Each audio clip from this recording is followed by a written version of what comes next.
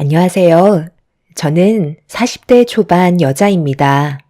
6개월 전에 시동생이 결혼을 했었어요. 동서는 개인 사무실을 운영할 정도로 꽤 잘 나가는 변호사였어요. 아무래도 변호사다 보니까 시댁 집안에서도 상당히 높은 대우를 해줬었고 법에 관련된 문제들은 쉽게 해결해 줬었죠. 그러다 보니 가족들은 날이 갈수록 동서에게 잘할 수밖에 없었어요. 시모의 지인분들의 상담도 자주 해줬어야 했지만 그런 것들을 귀찮게 생각하지 않고 항상 본인이 겪은 일처럼 진지하게 해결해 줬었죠. 그런 동서를 항상 옆에서 지켜보면서 같은 여자가 봐도 정말 대단하다고 생각했었어요.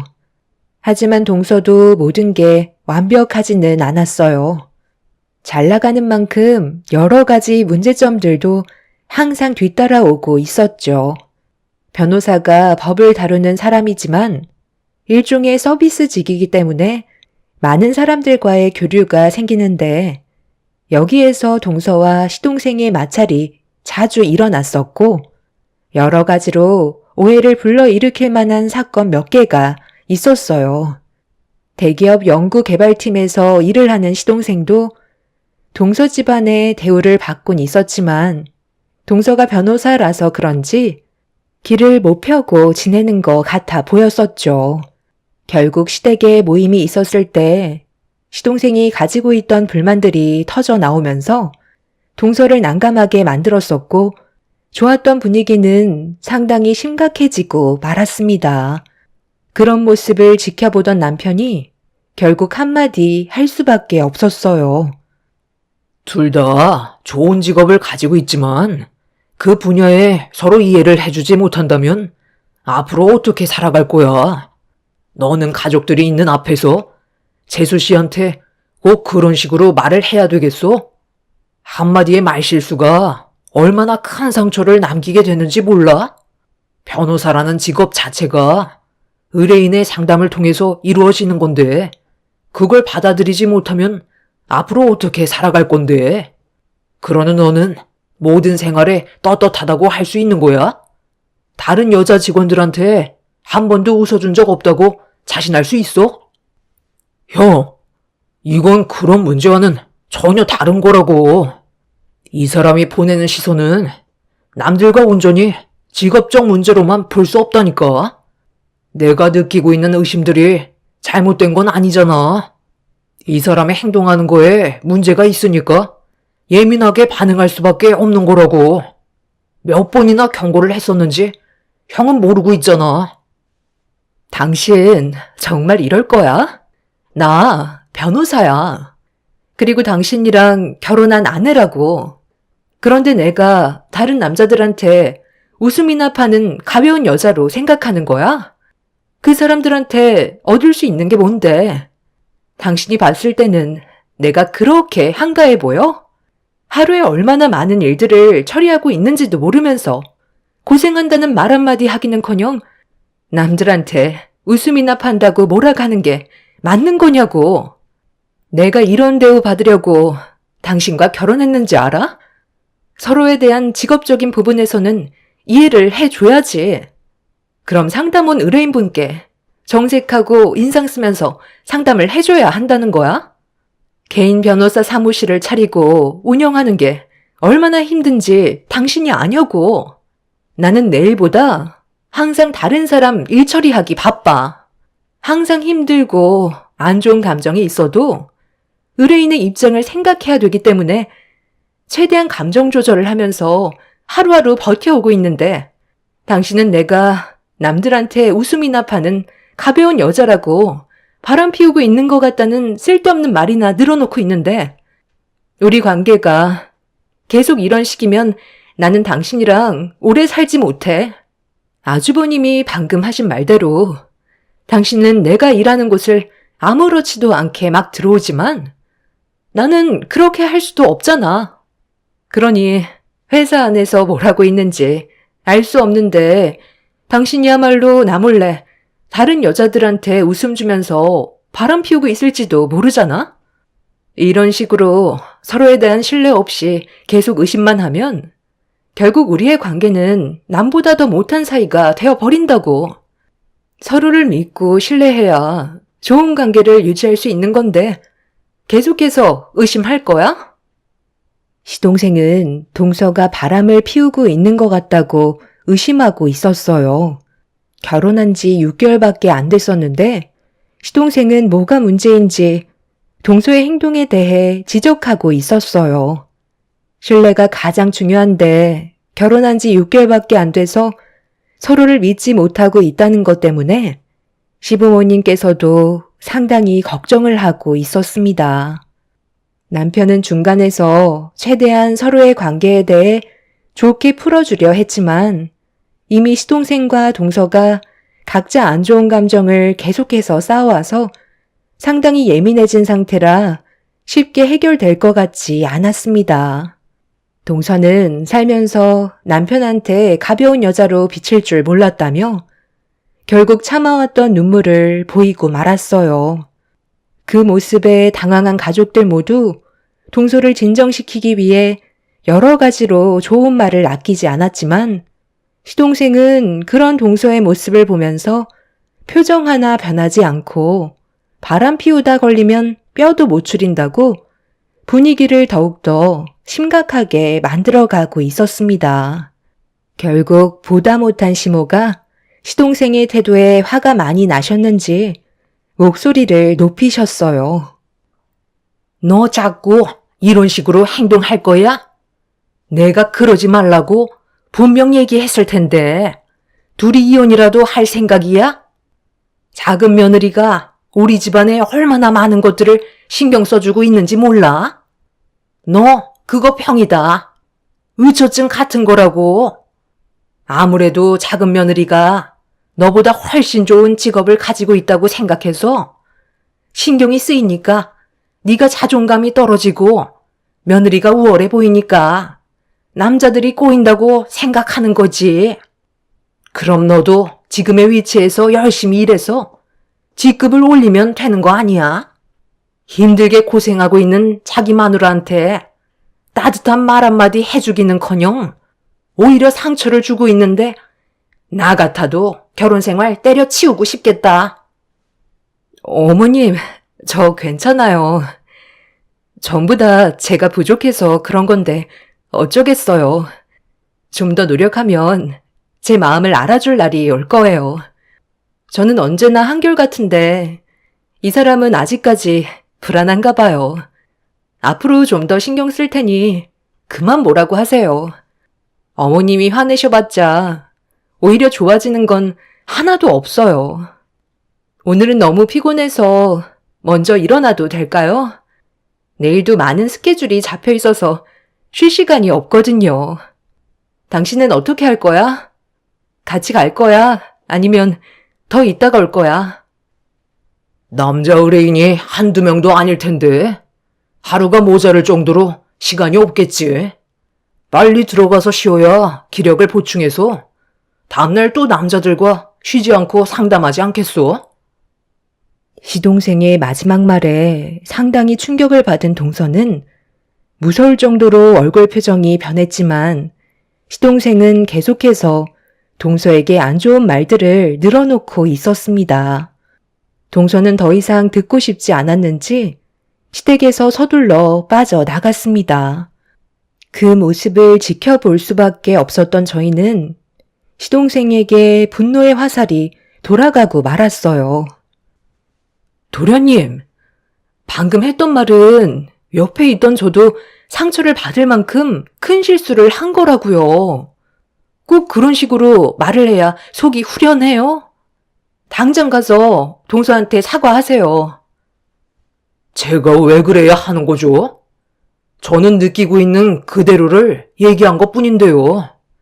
형수가 저희 부부 사이에 있었던 일들을 전부 다 알고 있는 건 아니잖아요. 그래도 그렇지. 어른들이 앞에 있는데 그런 식으로 말을 하는 건 잘못된 거다. 그리고 정확한 증거가 있긴 한 거야.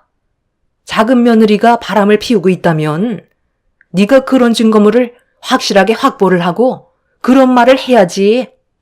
아무것도 없는 상태에서 말만 그렇게 한다고 달라질 게 뭐가 있는데? 만약 정말 작은 며느리가 바람을 피우고 있다면 확실한 증거물을 가지고 와라. 나는 뭐 너한테 큰 소리 치고 싶은 줄 알아? 믿고 싶지는 않지만 네가 하도 그러니까 나까지 불안해진다. 너 정말 의처증 아니야? 의심병 같은 게 있는 거 아니냐고. 내가 봤을 때 정신과 치료를 받아야 될 정도로 상당히 심각한 것 같은데.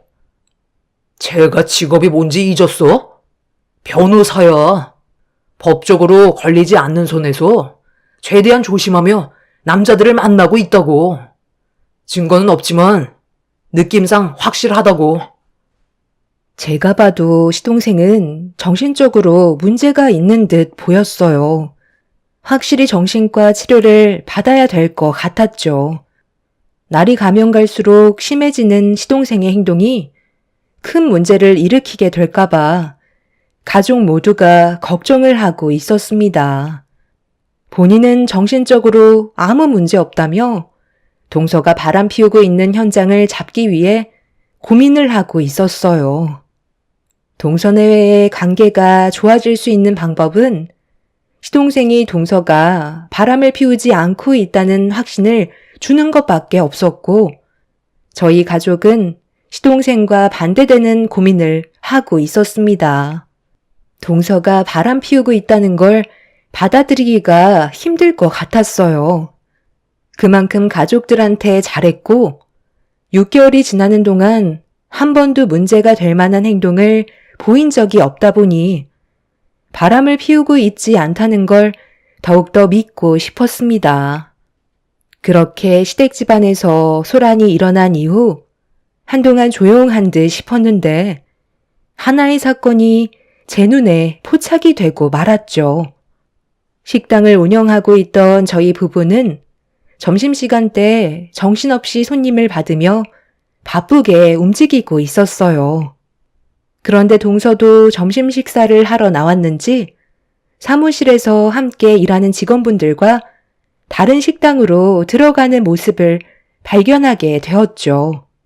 저희 식당과 동서의 변호사 사무실이 멀지 않은 곳에 있어서 가끔 저희 식당에서 백반을 시켜 먹을 때가 있었어요.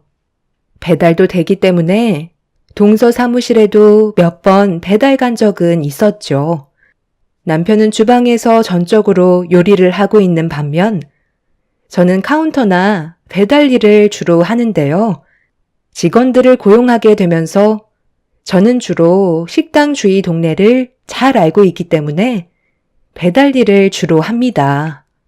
동서가 반대편 식당에 들어가는 모습을 보면서 정신없이 홀에서 일을 하던 도중에 배달 주문이 들어와서 남편한테 음식을 전달받아 스쿠터에 실은 뒤 출발하려고 헬멧을 착용하고 있는데 동서가 전화 통화를 하면서 식당을 다시 나와 어디론가 급하게 뛰어가더라고요. 워낙 시간이 없던 저는 배달을 해야 돼서 어쩔 수 없이 동서와 아는 척도 못하고 출발을 했는데 외제차 한 대가 동서 앞에 서더라고요. 그 모습을 보면서 스쳐 지나간 저는 머릿속이 복잡해지기 시작했어요. 시동생이 말한 대로 동서가 외간 남자를 만나고 있는 건지 아니면 그냥 아는 사람인 건지 여러 가지로 많은 것들을 생각하게 된 저는 배달을 하고 돌아와서도 동서가 외제차에 올라탔을 때 어떤 상황이었는지 궁금해 일이 손에 잡히지 않을 정도로 심각한 상황에 빠지고 말았죠. 시동생이 한 말들이 전부 다 사실이면 상당히 문제가 커지게 되는 거라 동서가 바람이 아닌 그냥 단순히 알고 지내는 사람으로 생각하고 싶었습니다. 그렇게 하루의 일과를 마치고 남편과 함께 집으로 돌아와서 아이들을 재우고 남편과 단둘이 있을 때 점심시간 때 배달을 하러 나가다가 동서를 봤었다며 그때의 상황을 침착하게 설명을 했어요. 하지만 남편은 별거 아니니 크게 신경 쓰지 않아도 된다며 제가 모르는 외제차에 올라타면 무조건 바람이냐고 차를 운전하고 있던 사람이 남자인지 여자인지도 모르는 상황에서 괜한 오해는 문제를 더 키우는 거기 때문에 확실한 무언가가 잡히지 않는 이상 절대로 시동생에게 입 밖으로 꺼내지 말라며 남편은 일을 크게 만들고 싶어 하지 않았습니다. 저도 남편과는 같은 생각을 가지고 있었기 때문에 일단 지켜보기로 하고 또 다른 기회가 왔을 때는 제대로 된 조사를 하고 싶었어요. 믿는 도끼에 발등을 찍힌다고 정말 동서가 만에 하나 바람이라도 피고 있다면 그건 집안에 상당히 큰 충격을 안겨주게 되는 사건이 되는 거였죠. 그렇게 기회를 엿보고 있었는데 동서가 어느 날 점심시간 때 오래간만에 저희 식당에 직원들과 함께 찾아왔어요. 저는 동서를 반갑게 맞아주면서 주문한 백반을 내어주었고 점심 식사를 마친 동서는 저에게 가끔 혼자서 배달을 시켜 먹어도 되냐는 말을 꺼내길래 흔쾌히 받아 주었어요. 변호사 사무실이 워낙 가까웠기 때문에 크게 어려운 건 아니었습니다.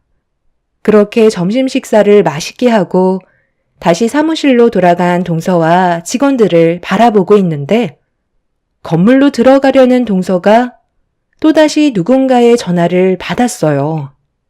그리고 심각한 얼굴을 하면서 통화를 하고 있던 도중에 며칠 전에 봤던 외제차가 동서의 사무실 앞에 멈춰섰고 동서는 자연스럽게 그 외제차에 올라탔습니다. 식당 일이 거의 한가해진 저는 잠깐 외출을 하겠다고 남편한테 말한 뒤 헬멧을 쓰고 스쿠터에 시동을 걸었어요.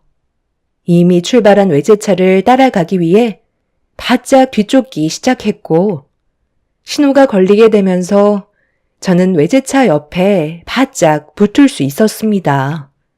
짙게 썬팅이 되어 있던 차라 창문을 내리지 못한다면 안에 누가 타고 있는지 모르는 상황이라 창문을 내려준다면 제대로 확인을 할 수 있었겠지만 상황은 제가 생각한 대로 따라주지 않고 있었습니다. 그렇게 어느 정도 따라가고 있던 도중에 다시 한번 신호가 걸렸고 운전하고 있던 사람은 남자였고 그 옆에는 동서가 앉아 있었는데 서로 손깍지를 낀 채 얼굴을 마주보며 사랑의 눈빛을 주고받고 있었습니다. 그 모습을 보고 있는데 신호가 바뀌자 외제차는 출발을 했고 저는 너무 큰 충격을 받아 따라가지 못한 채 그 자리에 멈춰서서 동서가 탄 외제차를 바라볼 수밖에 없었습니다. 그날 받았던 충격은 저에게 처음 느껴보는 배신감을 안겨주었어요.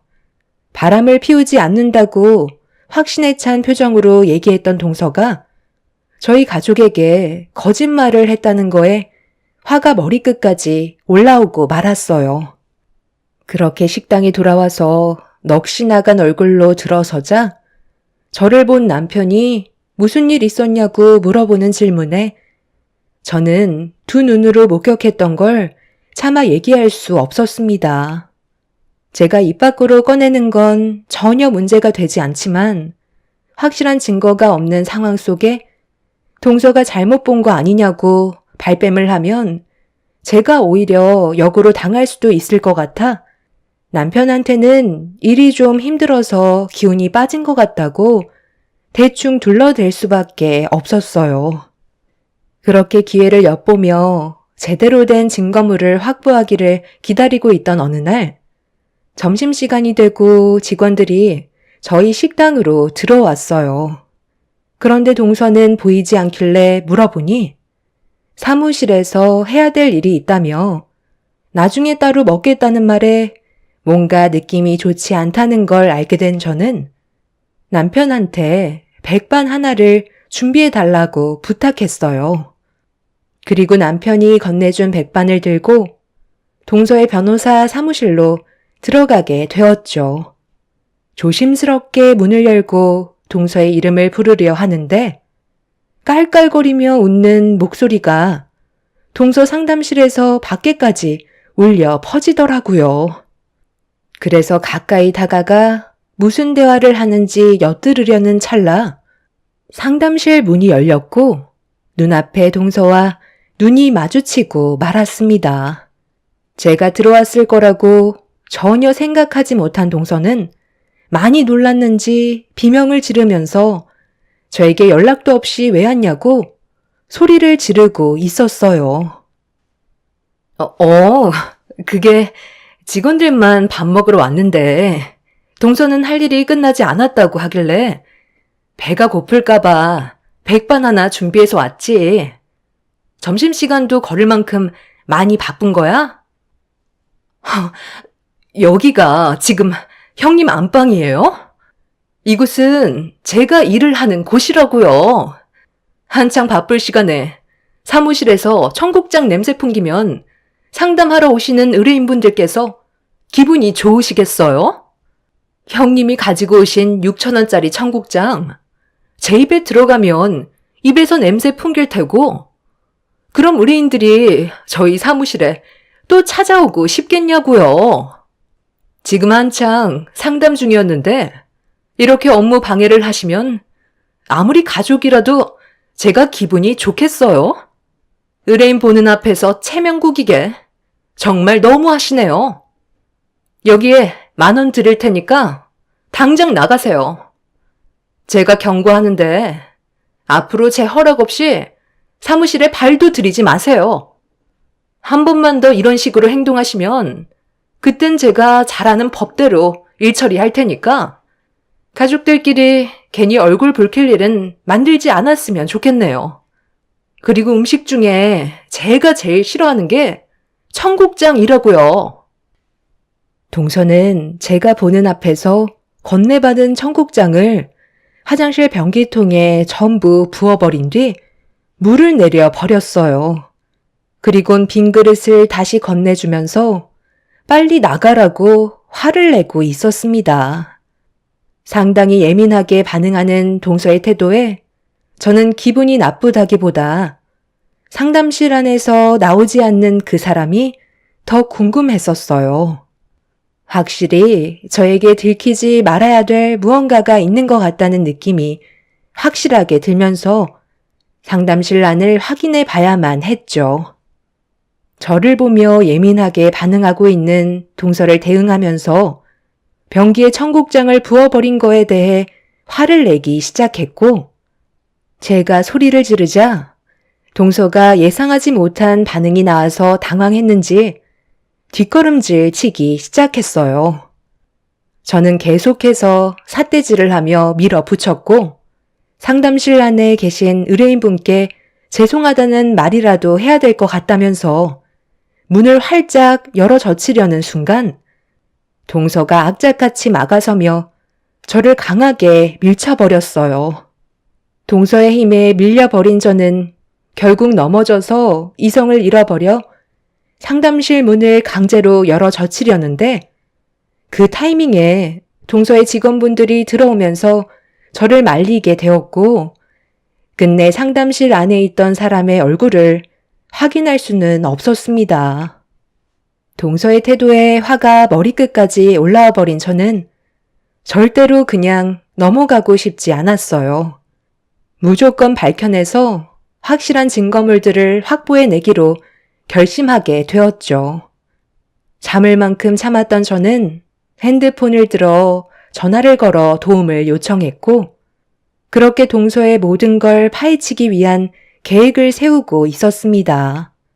그렇게 도움을 요청한 지 며칠의 시간이 지나는 동안 동서는 단 한 번도 저희 식당에 와서 자기가 잘못한 부분에 대해 용서를 구하지 않았고 제 화를 더 크게 키우고 있었죠.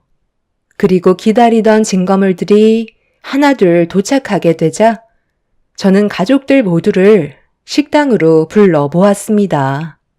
시동생과 동서의 관계는 여전히 좋지 않았는지 서로 얼굴조차 마주 보고 있지 않더라고요. 이런 관계를 하루라도 빨리 정리해주기 위해서 제가 할 수 있는 건 동서의 실체를 밝히는 것밖엔 없었죠. 다 모이셨으니 지금부터 제가 그동안 무엇을 했는지 보여드리도록 할게요. 도련님이 동서가 바람을 피우고 있다고 했었잖아요. 그런데 얼마 전에 제가 이상한 장면을 목격해서 뒤쫓아 가봤는데 차량 안에 타고 있던 어떤 남자가 동서와 손을 잡고 있더라고요.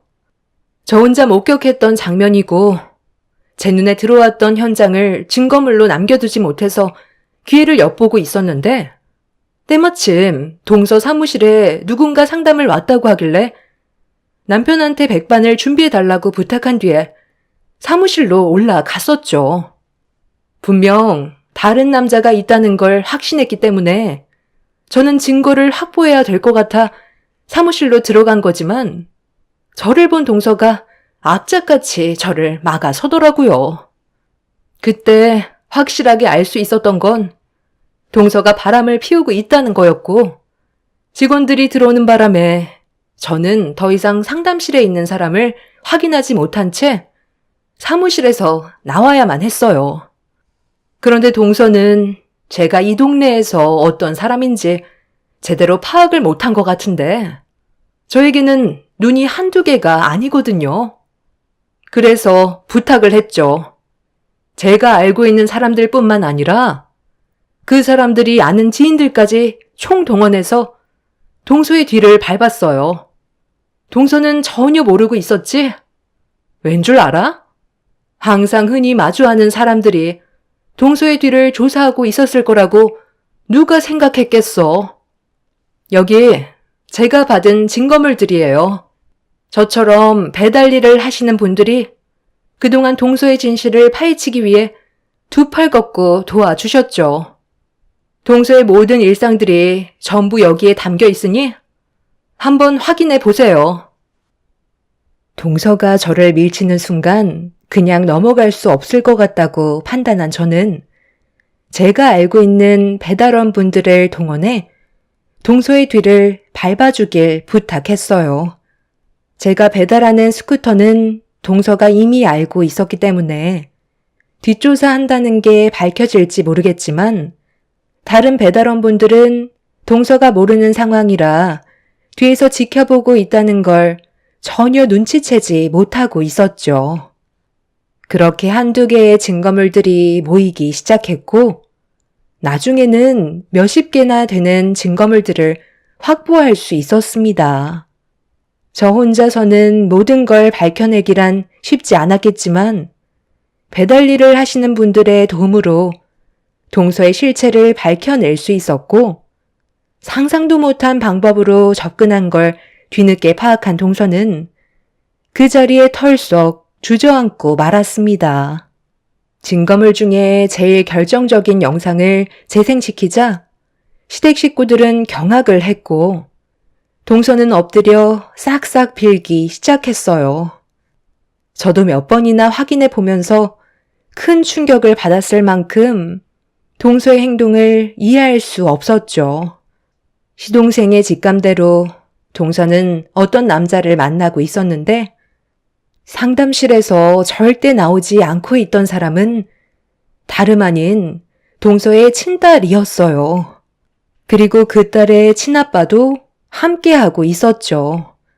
시동생과 결혼을 하기 전에 생긴 아이였고 한참 지난 일에다가 헤어지기까지 했었는데 동서가 잘 나가고 있다는 거에 친아빠라는 사람은 자기 자식을 데리고 사무실을 찾아온 거였죠.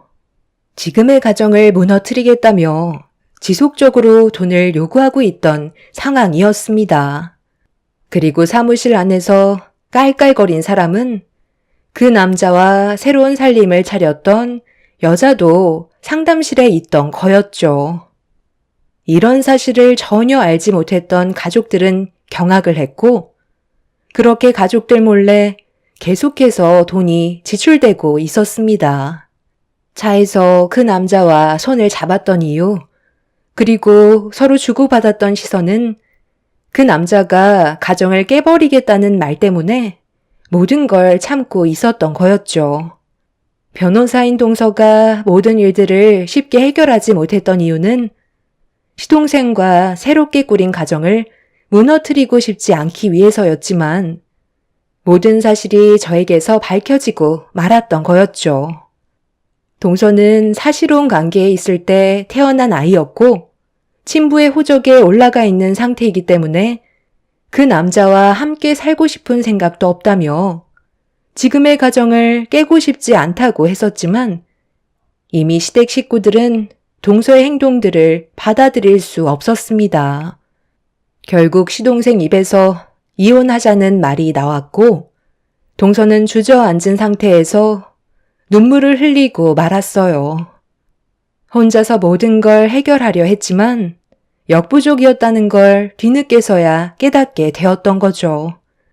사무실에서 저에게 난리를 쳤던 이유를 물어보니 자기도 모르게 너무 당황스러웠고 저를 최대한 빨리 밖으로 내보내고 싶어서 그런 거였다며 죄송하다고 용서를 구했습니다. 그렇게 동서와 시동생은 서로 이혼을 하게 되었고 모든 사실을 숨긴 채 결혼한 부분에 대해 고통을 받게 된 시동생은 동서를 상대로 정신적인 손해배상과 결혼을 하면서 지출된 모든 금전적인 부분에 대해서 보상 요구를 하게 되었어요. 동서는 자기가 원하는 삶을 살기 위해 뒤에서 모든 걸 바로 잡으려 했지만 과거에 자신이 잘못 선택한 인생을 지우기에는 상당히 많은 것들을 벌려놓은 상태였어요. 그런데 이혼한 뒤 알게 된 또 다른 문제점은 동서가 임신을 한 상태였는데 시동생은 뱃속에 있는 아이가 자기 아이가 아니라고 인정하고 싶어 하지 않았지만 동서는 시동생의 아이라고 확신하고 있는 중입니다. 과거에 만났던 남자한테 아이를 떠맡기고 자기는 새로운 인생을 살려고 계획한 것도 화가 나는데 뱃속에 있는 아이가 시동생의 친자식이라면 정말 생각 없는 여자인 것 같아요. 산부인과에서는 아이가 태어나 봐야 친자 확인이 된다고 하는데 그때까지 기다리는 것도 가족들에게 정신적인 고통을 주는 거라 상당히 힘든 상태입니다. 시동생이 전 남자와의 관계가 없었냐고 솔직하게 물어보자 충격적이게도 없었다는 말을 하지는 못하더라고요.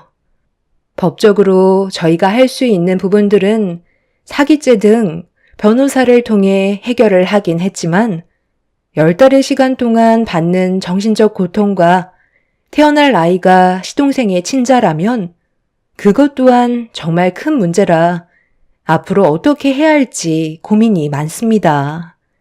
그래서 여러분들께 도움을 요청해 봅니다. 만약 친자라면 아이만 데려오는 게 좋을지 아니면 그 아이는 동서가 키우게 하는 게 맞는 건지 의견을 주시면 감사하겠습니다. 동서는 다시 시동생과 재결합하길 원하는 눈치인데 시동생은 절대 마음을 열지 않는 상태예요. 살다 보니 이런 일도 다 겪네요. 여러분들의 삶은 언제나 순탄하시길 바랄게요. 감사합니다. 안녕하세요. 저는 조치원에 살고 있는 40대 초반 여자입니다. 많은 고민 끝에 사연을 신청하게 된 이유는 남편과 저희 부모님의 관계 때문인데요. 지금의 상황을 어떻게 받아들여야 할지 모를 정도로 상당한 충격을 받은 상태라 현재 제가 내린 결정이 옳은 건지 판단이 서질 않아 혼란스럽기만 합니다. 남편과 결혼 생활 10년 차에 저는 9살 딸과 8살 아들을 양육하고 있습니다. 저희 가정은 큰 문제 없이 잘 지내오고 있었어요. 뭐든지 항상 최선을 다하는 남편이 존경스럽고 자랑스러웠습니다. 그 일이 터지기 전까지는 말이죠. 어느 날 남편의 월급날이 되었을 때 통장에 들어온 금액을 확인하면서 깜짝 놀라는 일이 있었어요. 보통 회사에서 야근을 한다 해도 많이 벌어봤자 월급 400 정도였는데 그때 들어온 돈은 500이 찍혀 있었습니다. 제가 잘못 본 줄 알고 남편한테 전화를 걸어서 어떻게 된 거냐고 물어보니까 회사에 다닌 지도 오래됐고 야근도 자주 해서 그런지 대표님께서 좋게 봐주셔서 월급을 500이나 맞춰주셨다는 말에 고생한 만큼 보상을 주시는 것 같아 너무 감사했었죠. 그렇게 계속해서 매달 500만 원씩 꽂히는 월급에 저희 가족의 삶에도 조금은 여유가 생기게 되었고 자주 갖지 않았던 외식도 몇 번씩 하면서 행복한 가정을 만들어 가고 있었습니다. 고생하는 남편한테 용돈도 올려주고 나머지 좀 더 많은 돈을 저축할 수 있었죠. 힘들게 한 달 내내 야근해야 겨우 400 턱걸이였는데 똑같이 고생하고 매달 500의 월급이 들어오는 건 삶에 많은 영향을 주었습니다. 그렇게 고정적으로 들어오는 돈으로 아파트 대출금도 좀 더 여유 있게 상환하면서 저희 가족의 행복 지수는 날이 가면 갈수록 높아져만 가고 있었어요. 작년에 남편 회사에서 부부 동반 여행을 떠난 적이 있었는데 그때 대표님께서 남편이 정말 열심히 일을 하고 있고 회사에 없어서는 안 될 정도로 중요한 위치에 있다며 상당히 높게 평가를 해 주셨었죠. 남편의 능력을 인정하고 좋게 봐준 만큼 저 또한 뭐라도 해드려야 할 것 같아 야근하는 날 남편의 회사에 찾아가서 야식이라도 전달해 주고 싶었어요. 그래서 시간적 여유가 있을 때 출출할 시간에 맞춰서 회사를 방문하게 되었죠. 양손 가득히 들고 있는 야식을 가지고 들뜬 마음으로 사무실에 계신 직원분께 전철민 과장 아내라며 야식을 가져왔다고 웃으면서 얘기하는 순간 직원분께서 충격적인 말을 저에게 꺼내었어요. 남편은 이미 1년 전에 퇴사를 했다는 청천벽력의 소식을 접하게 되었고 저는 들고 있던 야식을 바닥으로 떨어뜨리고 말았습니다. 전혀 상상조차 하지 못했던 말을 들었던 터라 재차 물어봤지만 확실하게 퇴사했다는 말을 듣게 되었고 집으로 돌아오는 동안에도 남편의 행동들에 대해 이해를 할 수가 없었어요.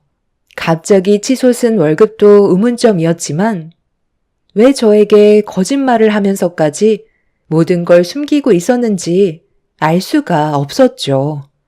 힘들게 아이들까지 데리고 갔었는데 제가 얻은 거라곤 남편의 퇴사 소식이었고 이 상황을 어떻게 처리해 나가야 할지 머릿속이 복잡해지고 있었습니다.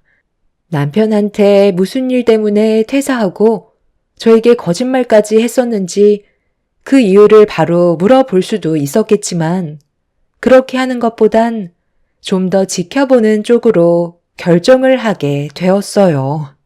말을 하지 않았던 건 분명 이유가 있을 거라 생각했었죠. 그렇게 한참의 시간이 지난 뒤 집으로 들어온 남편은 그날따라 많이 지쳐 보이더라고요. 무슨 일을 하는지 물어보고 싶은 마음이 굴뚝 같았지만 제가 두 눈으로 남편이 무엇을 하고 있는지 확인해 보고 싶었어요. 그날은 저도 남편한테 평상시 때처럼 대하는 게 쉽지 않았지만 최대한 침착하게 행동하면서 남편의 모든 행동을 살피기 시작했죠. 그날따라 일찍 잠이 들어버린 남편의 모습을 지켜보면서 많은 생각에 잠겨 있었고 잠 한숨 못 자고 통장에 찍혀있던 월급을 묵묵히 바라보고만 있었습니다. 남편도 저에게 말하는 걸 꺼려 했었기 때문에 통장에 전에 다니던 회사명으로 계좌 이체를 했었을 테고 저는 그걸 전혀 의심조차 하지 않고 받았었기 때문에 남편이 무엇을 하고 다니고 있는지 알 수가 없었죠. 1년 동안 저를 속였다는 거에 너무 화가 났었어요. 그리고 최근에 왜 월급이 올랐는지 그것도 의심해 볼 필요가 있었죠. 다음날 아침 일찍 출근하려는 남편한테 아침상을 차려주면서 제가 궁금한 거에 대해 은근슬쩍 물어보면서 표정에 변화가 있는지 확인해 봐야 할 것 같았어요. 당신 오늘도 야근해? 요즘에 돈이 많이 들어오는 건 나쁘지 않은데 당신 몸이 점점 안 좋아질까봐 나는 그게 제일 걱정이네. 야근은 무조건 해야 되는 거야? 회사의 발전을 위해 일을 하는 건데, 당연히 해야지. 그래도 월급은 많이 들어와서 좋잖아. 오늘도 어김없이 늦으니까 먼저 저녁 먹고 있어. 그럼 내가 애들이랑 야식이라도 싸서 가지고 갈까? 요즘에 월급도 오르고 대표님이 당신을 좋게 봐주고 있다며. 앞으로도 신경 좀 써달라고 한번 들리는 것도 나쁘지 않을 것 같은데? 그래야 당신을 더 좋게 봐줄 거 아니야. 내조를 잘해야 더 많은 것들이 들어오는 거라고. 오늘 저녁에 당신 얼굴 보러 회사로 찾아갈게. 뭐? 아, 그렇게 하는 게 오히려 역효과가 될 수 있는 거야. 한창 바쁜 시간인데 당신이 애들까지 데려오면 제대로 된 일을 할 수 없게 되는 거잖아. 내가 시키지 않는 건 안 하는 게 좋아. 요즘 회사 실적이 좋지 않아서 분위기도 별로 안 좋은데 당신이 애들 데려오면 대표가 기분 좋아하겠어? 일하는 것도 흐름이 있는 거라고. 남편은 제가 회사에 찾아간다는 말을 꺼내는 순간 상당히 예민하게 받아들이면서 거부를 하고 있었어요. 이미 저는 남편이 회사를 퇴사했다는 걸 알고 있는데 솔직하게 말을 하지 않는 모습에 너무 큰 실망을 가지게 되었죠. 저와 계속 대화를 섞는 게 좋지 않을 것 같다고 생각했는지 남편은 아침도 먹지 않고 절대 회사로 찾아오지 말라며 재차 강하게 얘기한 뒤 서둘러 집을 빠져 나갔어요. 확실히 뭔가 있다는 걸 알게 된 순간 조사를 해볼 필요가 있다고 판단돼 남편의 뒤를 밟아봐야 할 것 같았습니다. 하지만 저는 아이들이 있기 때문에 자유롭게 움직일 수 있는 몸이 아니라서 여러 가지로 걸림돌이 있었죠. 결국 제가 할 수 있는 건 며칠 동안 남편의 행적을 조사하기 위해 증거물을 찾아보는 게 빠를 것 같아 자고 있을 때 지갑이나 핸드폰을 살펴봤지만 크게 발견된 건 없었어요. 시간이 지나는 동안 제가 할 수 있는 최대한 많은 것들을 조사해 봤지만 얻을 수 있는 건 아무것도 없었죠. 그러다 문득 생각난 게 매일 타고 가는 차 안에 제가 모르는 무언가가 있을 것 같다는 느낌이 확 들어서 남편이 자고 있는 틈을 타 지하에 주차되어 있는 차 문을 열고 확인을 해보게 되었어요. 시동을 켜고 매일 출발하던 목적지를 확인하는 순간 제 두 눈을 의심할 만큼 어디서 많이 본 주소가 적혀 있었어요. 항상 아침마다 반복적으로 도착했던 그곳은 저도 잘 알고 있는 저희 친정집 주소였고 남편이 왜 친정집에 가는지 이해를 할 수 없었습니다. 차 안에 있던 블랙박스 영상을 추가적으로 확인을 해보니 내비에 찍혀 있던 친정집에 차를 주차시킨 것까지 확인을 할 수 있었죠. 그때부터 머릿속이 복잡해지기 시작했어요. 전혀 예상하지 못했던 목적지라 저는 더욱더 조심스럽게 행동할 필요가 있었죠. 저는 다음날 남편이 출근할 때 무조건 따라 붙어서 도대체 뭘 하고 있는지 두 눈으로 확인을 해봐야 했어요. 그래서 남편이 출근하겠다며 현관문을 나서는 순간 부랴부랴 아이들을 데리고 미리 예약해둔 택시를 타고 서둘러 남편의 뒤를 바짝 쫓았습니다. 그렇게 한참을 달려 남편이 차를 멈춘 곳은 저희 친정집이었어요. 그리고 잠시 뒤 남편이 차에서 내리더니 누군가를 기다리는 듯 움직이지 않고 차에 몸을 기대고 있었습니다. 그리고 잠시 뒤 의문의 차량 한 대가 멈춰섰고 그 차 안에 남편이 올라탔어요. 저는 그 차를 놓치지 않기 위해 택시 기사님께 바짝 쫓아달라고 부탁한 뒤에 한참 동안 의문의 차량을 바짝 뒤쫓기 시작했습니다. 그렇게 30분 정도 달려 어느 건물에 도착을 했는데 그 건물 안에서 저희 아빠가 뛰어나오셨고 차에서 내리는 남편을 반겨주며 같이 건물 안으로 들어가고 있는 걸 확인할 수 있었죠.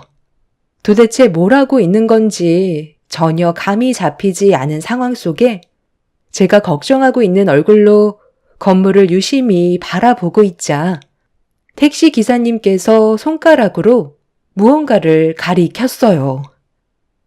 제가 지금 하는 말이 확실치는 않지만 이 건물을 봤을 때 대충 짐작이 하나 가는 게 있긴 하거든요.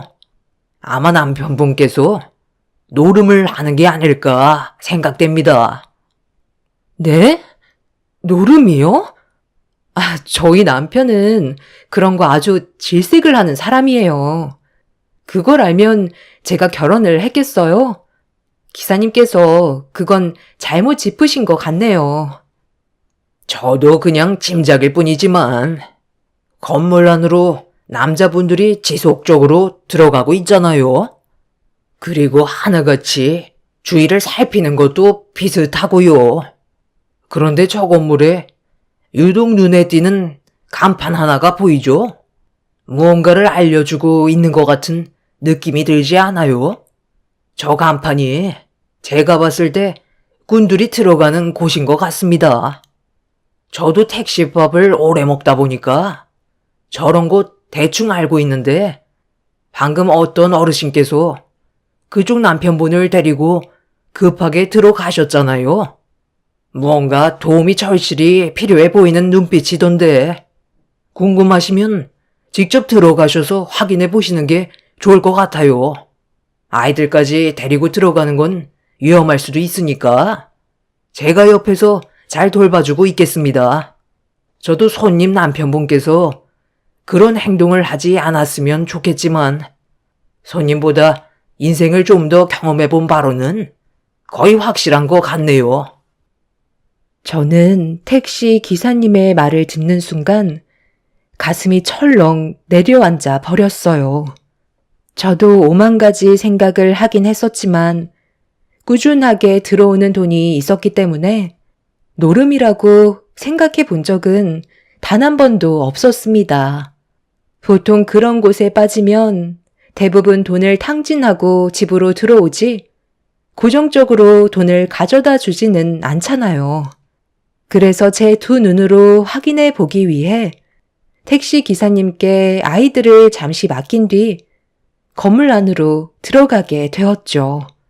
그렇게 엘리베이터에 올라탄 뒤에 기사님이 알려주신 건물로 가기 위해 5층을 누른 뒤 떨리는 손으로 문을 열었어요. 그리고 그 안에서 꽤 많은 노인분들께서 웅성거리며 한자리에 모여 있으셨죠.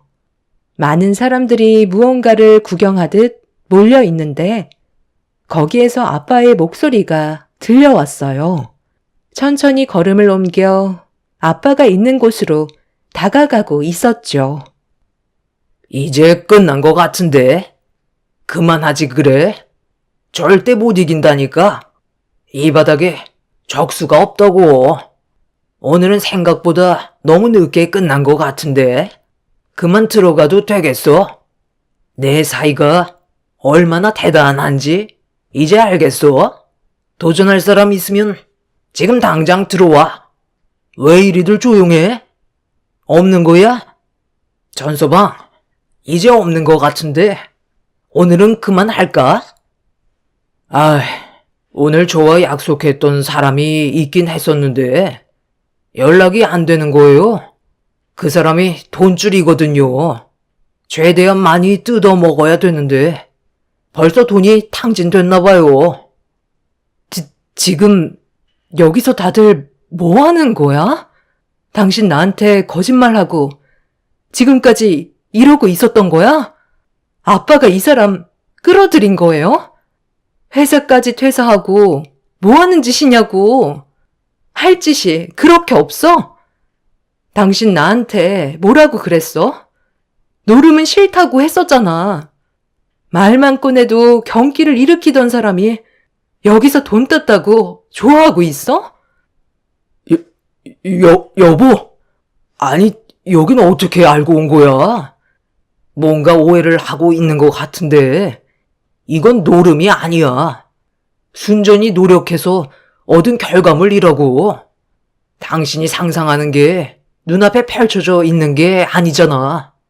이건 건전한 거라고. 머리 싸움으로 노력해서 얻은 거라니까.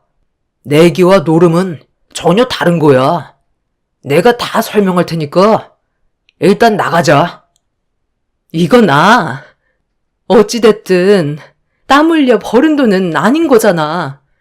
당신이 1년 동안 나한테 숨기고 있었다는 것 자체가 문제가 있는 거 아니야? 정말 이런 사람인 줄 몰랐는데 당신한테 너무 큰 실망을 했어. 얼마 전에 내가 회사에 다녀갔었어. 당신이 야근한다고 해서 고생하는 게 안쓰러워 야식을 준비해서 찾아갔었다고. 그런데 퇴사한 지 1년이나 됐다더라. 내가 그 말을 듣고 얼마나 큰 충격을 받았는지 알아? 나한테 조금이라도 미안한 마음이 있었더라면 1년간 속이는 일은 전혀 없었겠지. 나랑 이혼하고 싶지 않으면 이딴 거 당장 때려치워. 이런 것도 모르고 나는 당신이 너무 고생하는 것 같아 얼마나 마음이 아팠었는데. 일단 진정하고 아빠 말 좀 들어봐. 이건 정말 건전한 게임이야. 너도 알고 있는 거잖아. 주위 사람들 좀 봐봐라. 다들 그냥 바둑 들어온 것뿐이라고. 그런데 이 사람들 중에서 서로 잘났다고 내기하는 사람들이 있어서 전서방과 한판 했던 게 소문이 나면서 서로 한번 붙어보겠다고 하길래 이게 어느 정도 돈이 된다는 걸 알게 되면서 대전료를 받기 시작한 거야. 노름과는 전혀 다른 거라니까. 전서방이 얼마나 많이 이겼으면 이거 봐봐라. 상당히 많은 돈이 쌓여 있잖아. 나는 지역적으로 꽤 입소문이 난 사람들을 섭외해서 대전료를 받고 전서방과 매칭을 시켜주고 있는 거라고. 이기면 그만큼 많은 돈을 챙길 수 있잖아. 회사에서 힘들게 일해서 버는 돈보다 자기가 좋아하는 일로 돈을 버는 게 훨씬 더 큰 이익 아니겠소? 전서방은 재능이 있다니까. 여기까지 온 김에 우리 밥이나 먹으러 나가자. 너도 전서방을 자랑스럽게 생각해야 돼. 여기에 있는 사람들은 전서방을 대단하게 생각한다니까. 바둑이 노름이라는 말 들어봤어? 그런 말 들어본 적 없지? 이건 다른 것들보다 훨씬 건전한 거라고. 1년 동안 너희 가족 굶기지 않고 오히려 더 많은 돈을 쥐어줬으면 인정해줘야 되는 거 아니니? 알고 보니 아빠가 남편을 끌어들인 거였어요. 항상 명절 때면 아빠와 남편이 같이 바둑을 뒀었는데 그때 두 분이서 잠깐 외출을 한 적이 있었죠. 제 생각에는 아마 그때부터였던 것 같아요. 내기 바둑이 돈이 된다는 걸 알고 있던 아빠는 남편의 실력을 보고 저 몰래 설득을 시킨 거였죠. 그렇게 속여온 지 1년 만에 저에게 모든 게 발각되어 버린 거였어요. 남편은 속여서 미안하다며 몇 번이나 솔직하게 말을 하려 했지만 제가 거부를 할 것 같아 차마 말을 하지 못했다면서 자신의 잘못된 행동에 대해 사과를 하고 있었어요. 하지만 남편은 이 일을 그만두고 싶은 마음은 없다면서 계속해서 내기 바둑을 하고 싶다는 의견을 내세웠죠. 그곳에선 대화 자체가 제대로 될 것 같지 않아 저희는 친정집으로 돌아와 다시 진지하게 대화를 이어 나갔습니다. 아빠와 남편은 저를 계속 설득시켰죠. 전서방이 얼마나 실력이 좋으면 여태껏 월급 한 번 구멍나지 않고 채워줄 수 있었겠어. 날이 가면 갈수록 점점 실력이 좋아지고 있다고. 여기에는 이제 더 이상 상대할 사람이 없을 정도다. 다른 지역에 있는 기원을 찾아봐야 할 정도라니까. 아빠랑 전서방 믿고 뒤에서 전폭적인 지지를 해주는 게 성공하는 길이야. 아빠, 제발 그만 좀 하세요. 그러다 언젠간 그게 한번 데일 수도 있는 거라고요. 전국에 이 사람보다 실력 좋은 사람이 얼마나 많은 줄 아세요? 당신 아직 나이도 있기 때문에 다시 안정적인 회사로 들어가는 게 나아. 당신이 어렸을 적부터 바둑을 뒀었다고 나한테 몇 번을 말은 한 적은 있었지만 이건 정상적으로 돈을 버는 방법은 아니잖아. 어찌됐든 합법적인 건 아니니까 노름이나 마찬가지라고. 나는 이런 식으로 돈 벌어오는 건 원하지 않아. 이제 그만했으면 좋겠어. 당신이 돈을 많이 벌어왔을 때 그만큼 노력을 해서 얻은 결과물로 착각하고 지금까지 당신을 존경해 왔었는데 나 몰래 우리 아빠한테 꾀임에 넘어가서 내기 바둑을 했다는 게 나는 지금 너무 마음이 아프다고.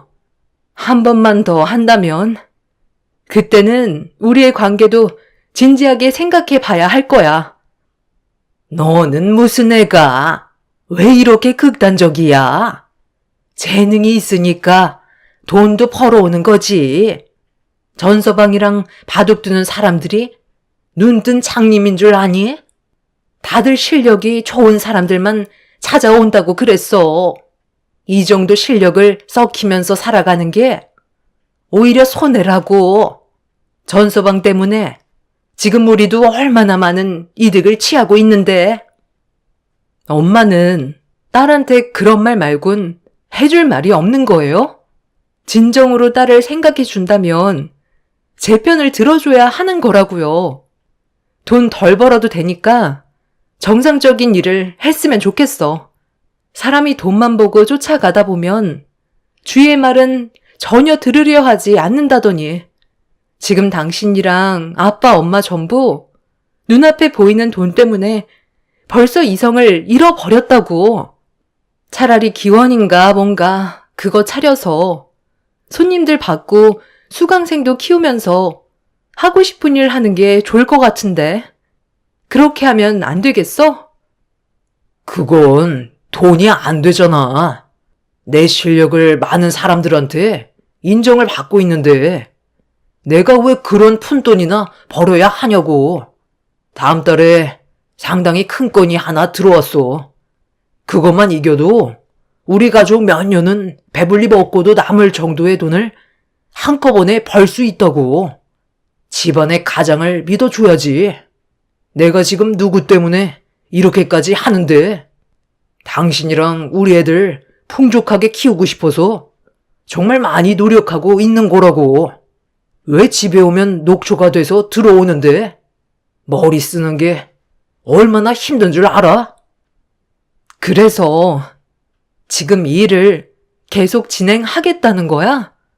내가 경찰에 신고라도 했으면 좋겠어? 나는 무슨 수를 써서라도 당신을 막을 거야. 나는 이건 아니라고 생각해. 너 자꾸 삐딱선 탈 거야? 지금 우리만 동의한 줄 아니? 사돈 집안에서도 돈 들어오는 거 보고 적극 찬성했다. 기회는 찾아왔을 때 잡아야 되는 거야. 저만 빼고 온 가족이 지금의 상황에 적극 찬성을 하고 있었어요. 이미 돈맛을 봐서 그런 건지 제 말은 조금도 들어주려 하지 않았습니다. 더 충격적인 건 시부모님과 저희 부모님께서 다음 달에 있을 대전료로 상당히 많은 돈을 투자했다는 걸 듣게 되었고 이미 지불했기 때문에 돌이킬 수 없는 상황이라는 걸 알게 됐을 때 하늘이 무너져 내리는 줄 알았어요. 바둑으로 돈을 번다는 건 처음 들어봤기 때문에 정말 당황스러웠었죠. 남편은 이번에 이기면 한동안 걱정 없이 살 수 있고 지금 사는 집보다 더 넓은 집으로 이사 갈 수도 있다곤 했지만 저는 너무 불안하기만 했었어요.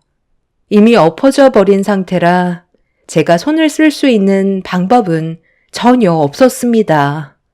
집으로 돌아와서도 남편과 한바탕 하게 되었고 한참 동안 대화를 주고받았지만 제 말은 조금도 들어주려 하지 않고 있었어요. 여보세요?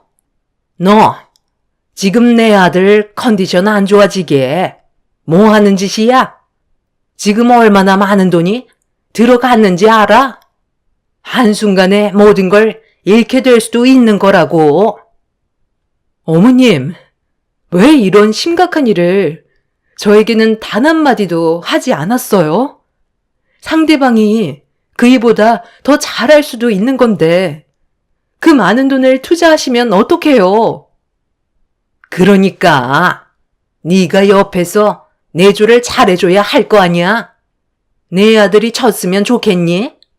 우리 2억, 사돈댁 2억 들어갔다.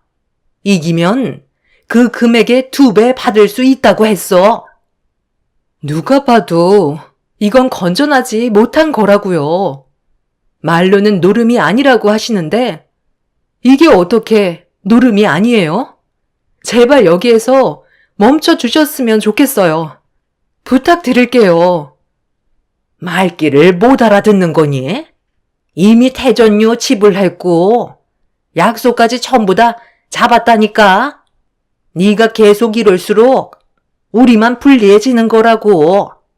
너 때문에 내 아들 컨디션 조절 못해서 폐하길 원하는 거니? 내 아들 바꿔봐라. 할 말 있으니까 빨리 바꿔보래도.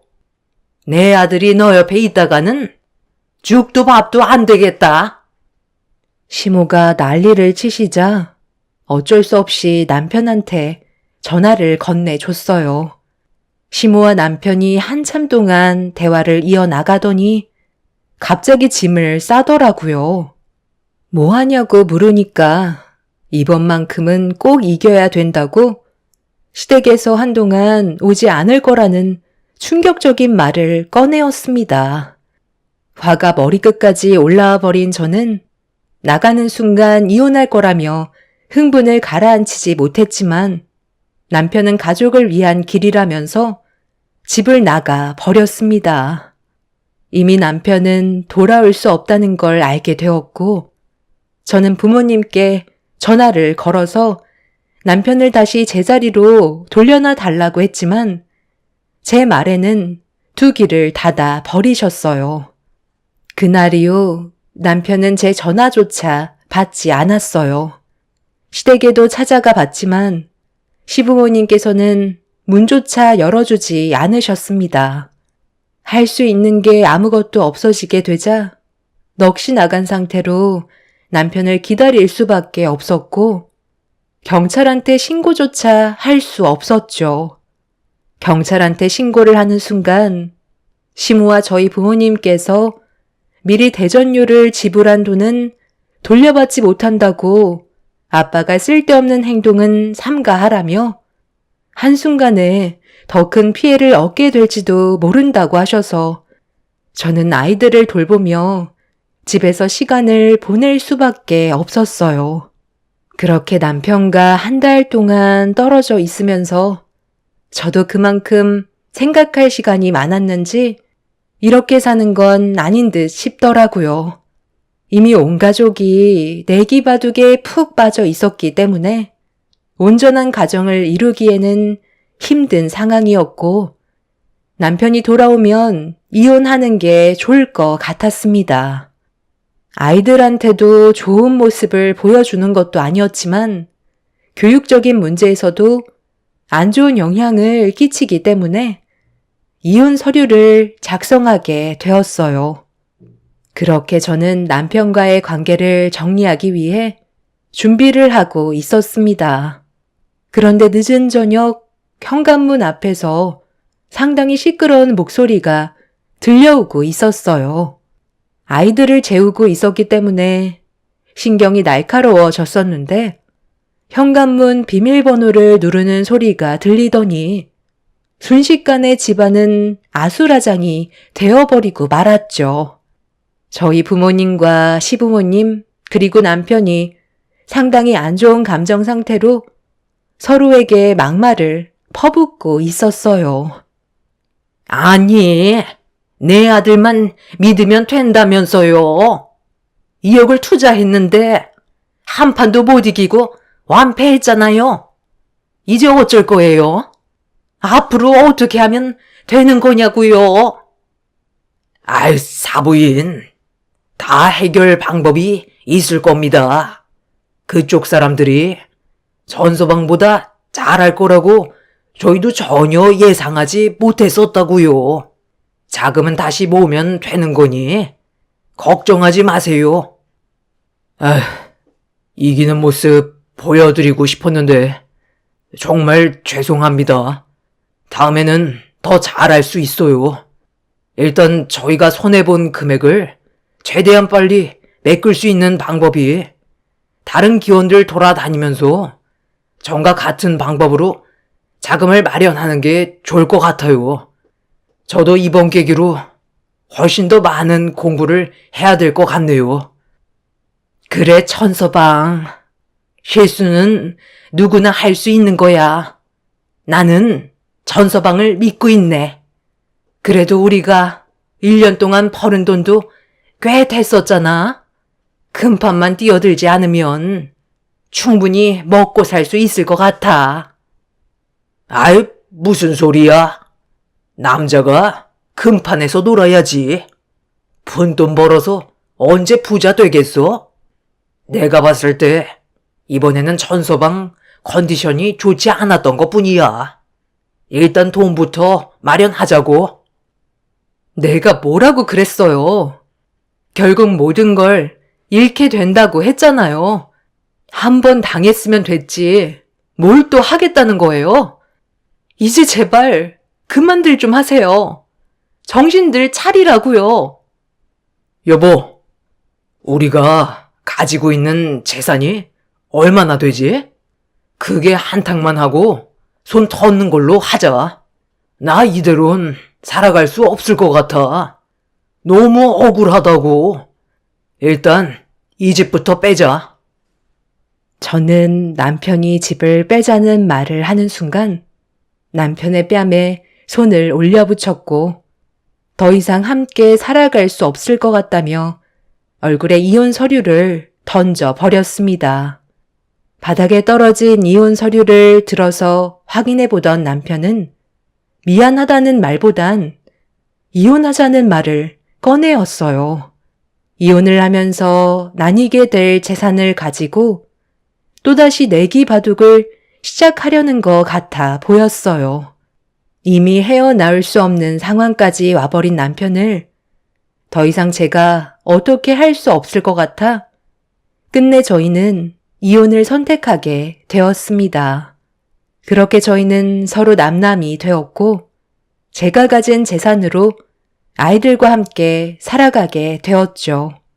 저희 부모님과 시부모님은 남편과 함께 내기 바둑을 하기 위해 또다시 움직이기 시작했고 저는 그 모습을 더 이상 두고 볼 수가 없어서 경찰에 신고를 하게 되었어요.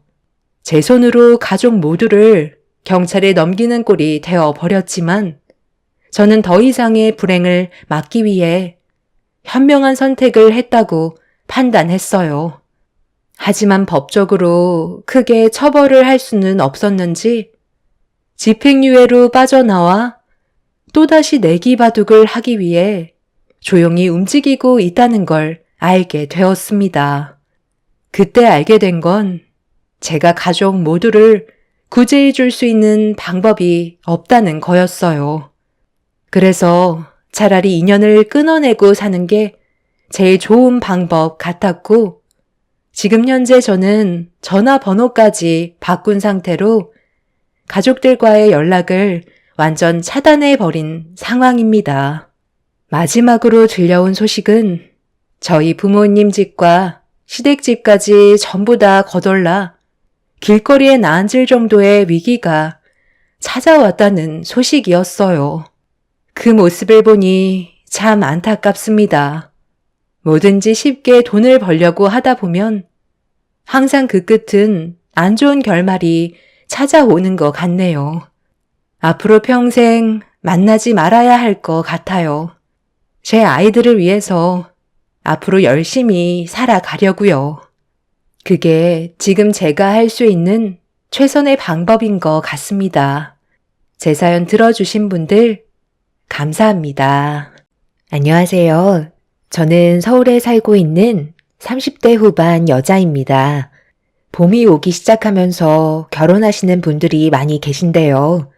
저희도 이번에 시댁 식구 중에 신우가 결혼식을 진행했었어요. 그런데 예식장에 제가 들어서자마자 시모가 한바탕 난리가 났었어요. 시모의 행동을 이해할 수 없었던 저는 고개를 갸우뚱했었죠. 저에게 뭐 하는 짓이냐고 갑자기 끌고 가시더니 비상계단에서 삿대질을 하시면서 뭐라고 하시더라고요. 그런 시모의 모습을 지켜보고 있다가 결국 저도 한마디 하게 되었는데 본인의 잘못은 인정하고 계셨는지 더 이상 아무 말도 못하고 계셨습니다. 시모와 제가 마찰이 생기게 된 이유는 작년 가을에 저희 동생이 결혼식을 하게 되자 시모가 평소에 자주 만나시던 계모임 회원 12명의 분들과 함께 오시면서 문제가 시작되었습니다. 축하해 주시는 것까지는 좋았어요. 결혼식은 많은 분들이 와주실수록 좋은 거니까요. 그런데 시모가 12명의 계모임 회원분들과 웨딩홀에 마련된 뷔페에 들어가시는데 좀 당황스러운 말을 꺼내시면서 회원분들을 안내해 주시길래 시모의 행동을 이해할 수 없었던 저는 어떤 상황인지 확인해 볼 수밖에 없었어요. 그리고 시모는 그런 저를 마음에 들어하지 않으셨죠. 무슨 문제라도 있는 거니? 내가 지인들 공짜밥 먹을까봐 그러는 거야? 너는 나를 뭘로 보고 이런 식으로 대하는 건데? 지인들이 이상하게 쳐다보고 있잖아. 어머님, 그게 아니라요. 명부에는 작성도 하지 않으시고 무작정 식사권부터 달라고 화부터 내시니까 제가 좀 당황스러워서 여쭤본 거예요. 너, 내가 누구야? 축의금 안 낼까봐 걱정하는 거야? 꼴의 동생 결혼식이라고 무상으로 밥 먹을까봐 엄청 예민한 반응을 보이는데 시애미가 지금 이런 취급을 받아야 하는 거냐고. 내 지인들이 먼 길 와서 시장하다고 하니까 먼저 식사권을 달라고 한 건데 그걸 불만 가지면 어쩌자는 거야? 너는 아직까지 내 성격 모르는 거니? 우리 식사 끝나면 내가 축의금 따로 걷어서 줄 테니까 쓸데없는 걱정 말고 가서 네 동생이나 잘 챙겨라. 오늘같이 좋은 날 서로 얼굴 붉혀야 되겠어? 대충 둘러보니까 먹을 만한 음식도 별로 없더구만. 내 지인들이 조용히 음식만 먹고 간다고 했으니까 식 끝나면 나한테 찾아와라. 시모는 저를 통해 축의금을 건네주시겠다며 화를 내셨는데 저는 그런 모습을 보면서 기분이 좋지는 않았었죠. 다른 분들께서는 축의금을 내신 다음 명단에 이름을 작성하시고 식사권을 받아 가시는데 시모는 무조건 식사권부터 달라며 결혼식장에서 화를 내셨습니다. 그 모습에 당황한 저는 시모에게 침착하게 설명을 드렸지만 이미 기분이 상하셨는지 저에게 불만을 털어 놓으셨어요. 저도 많이 당황스러웠던 게 다른 가족분들도 절차대로 잘 따라와 주시는데 시모는 지인분들을 식당으로 밀어넣고 식사권을 달라고 화부터 내시는 건 저희 집안을 무시하는 행동이라 기분 좋은 동생의 결혼식 날 얼굴이 붉어지고 말았었죠.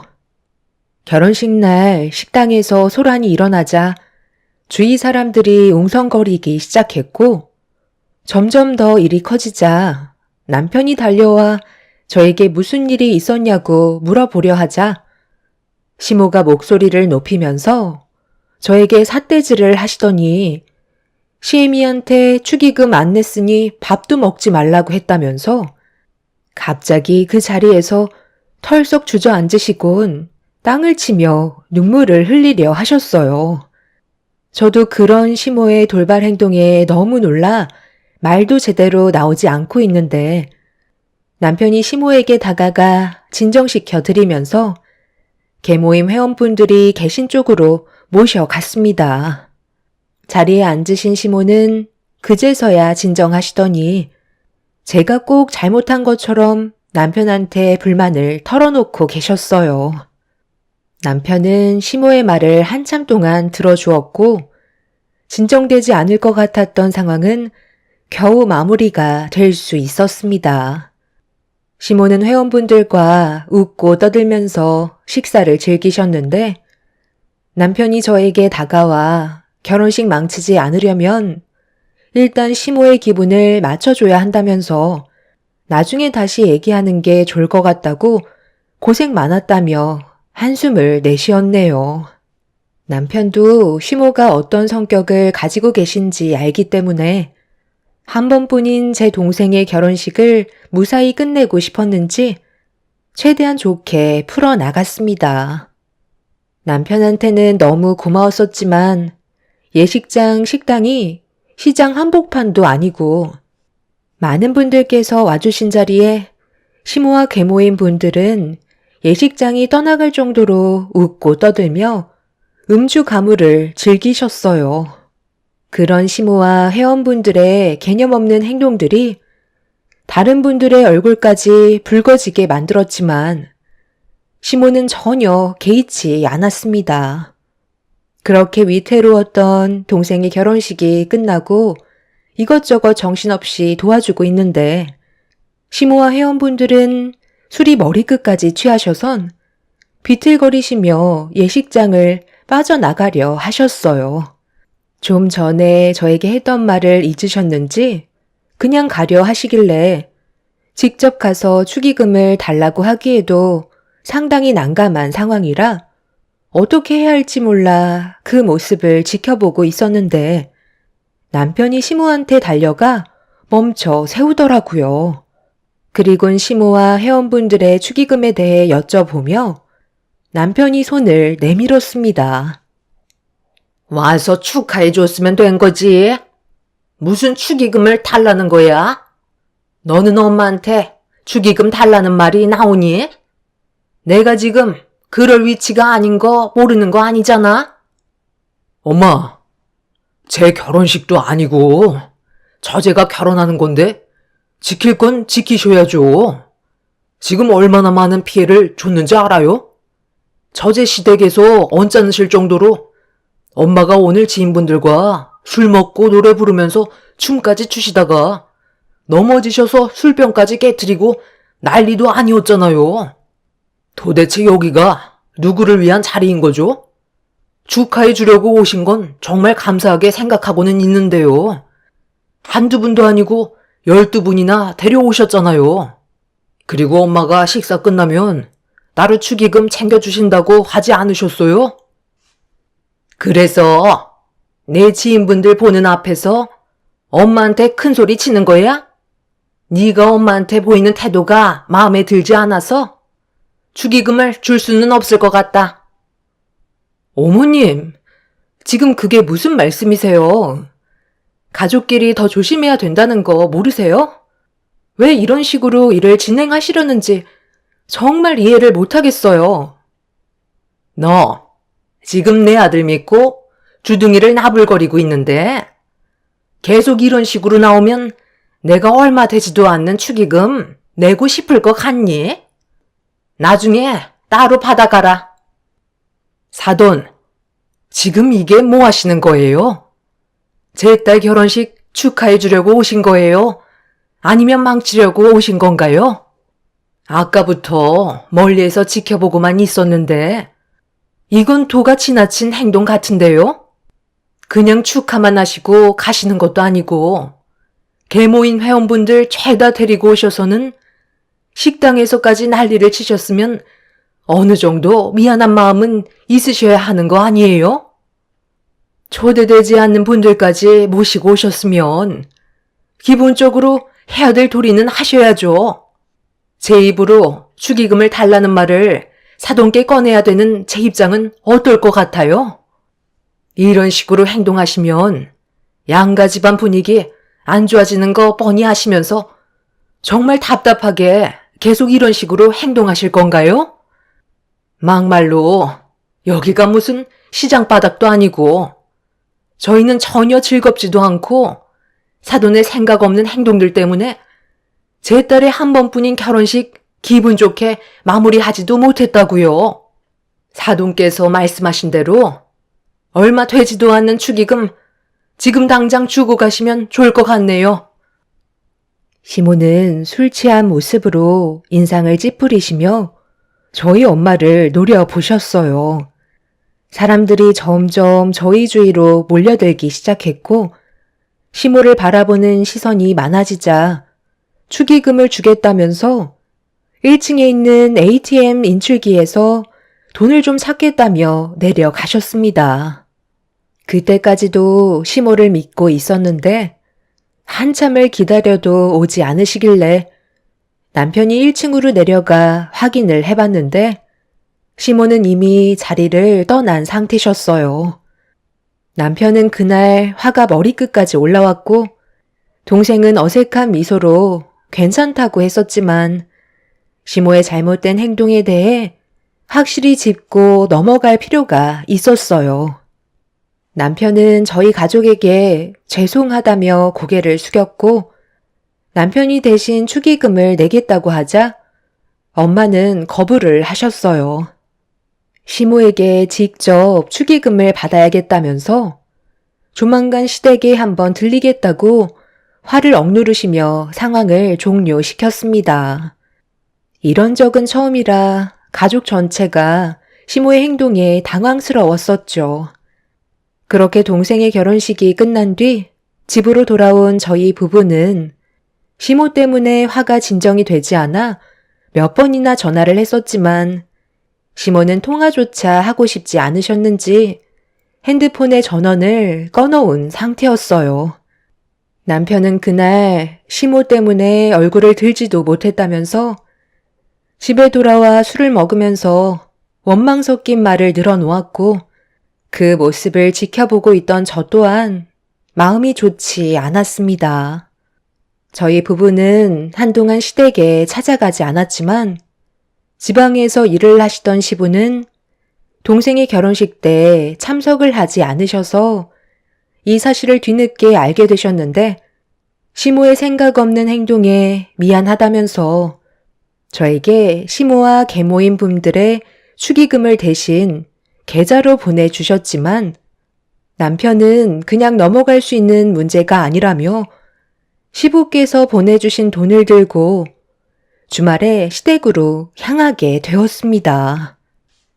엄마, 방에서 나오지 않는다고 해결되는 문제가 아니잖아요. 축의금 때문에 제가 이렇게까지 화가 나게 될 줄 정말 몰랐어요. 빨리 나와 보세요. 아유, 그만 좀 뭐라고 해라. 귀청 떨어지겠다. 너희 아빠가 며느리 통장으로 돈 보냈다면서. 그럼 된 거 아니야? 즐거운 주말에 서로 얼굴 붉혀야 되겠어? 엄마가 처제 결혼식 날 처신만 똑바로 하셨어도 일이 이렇게까지 커지지는 않았겠죠. 엄마의 행동이 아버지까지 고개를 들지 못하게 하고 있다는 거 모르세요? 처음부터 축의금 내실 생각 전혀 없으셨던 거죠? 개인 모임에 참석하신 분들은 잘못됐다고 전혀 인지를 못 하시는 거예요? 어떻게 엄마랑 똑같이 행동하실 수 있어요? 나는 그냥 조용히 밥만 먹고 오려고 했었지. 인원수만 채워주는 게 어디니? 축의금 낼 생각이었으면 그렇게 많은 회원들 데려가지도 않았을 거야. 그런데 하도 난리를 치니까 어쩔 수 없이 축의금을 주려고 했는데 한 명당 5만 원이라며. 그럼 나까지 포함해서 65만 원인데 그 큰 돈을 나 혼자 어떻게 내니? 그래서 도망치신 거예요? 식사는 하셨는데 돈은 내고 싶지 않아 어른답지 못한 행동을 보이신 거네요. 제 결혼식이었다면 아무 말도 하지 않았을 텐데 이건 제 동생 결혼식이었다고요. 어머님 때문에 저까지 동생 얼굴을 못 보고 있는 상황이에요. 여기 아버님께서 제 통장에 입금해 주신 100만 원 돌려드릴게요. 저희 가족한테 제대로 사과하시고 어머님께서 최대한 빨리 모든 걸 바로 잡아주셨으면 좋겠어요. 그렇지 않고선 안 좋은 감정만 계속해서 쌓일 뿐이라고요.